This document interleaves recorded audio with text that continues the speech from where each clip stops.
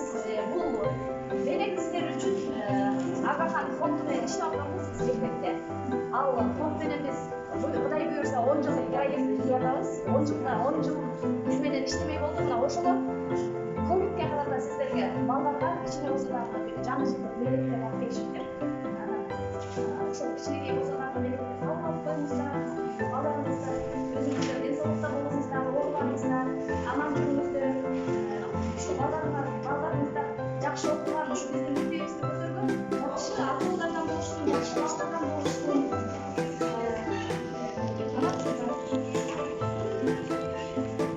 Ошо балдарыңыздар мынакей биздин мектеп боюнча 16 балага ушундай белек алып беришти. Бүгүн сиздерге ушу багынан милдеттүү болобуз. Эми буюрса биздин мектепте 10 жылдык проект менен иштебей болдук. Сиздердер мындагы Агакан фонду менен камкорчулар кеңеши 450 сомдон чогултуп 50% алар беришсе, 50% сиздер бергенсиздер. Бирок бул менин азыркы жаңы проект баштаган проектте акча чогултмай жок. Алар гана өтөлгөн.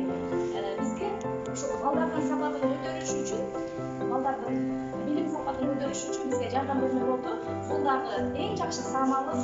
Бул биздин балдар үчүн, биздин коллектив үчүн эң жакшы жаңылык. Баарыңыздар аман болуңуздар, ден соолукта болуңуздар. Балдар сиздер жакшы окуңуздар, сиздерге жакшы окусаңар ушундай жакшы белектерди таап келип турабыз,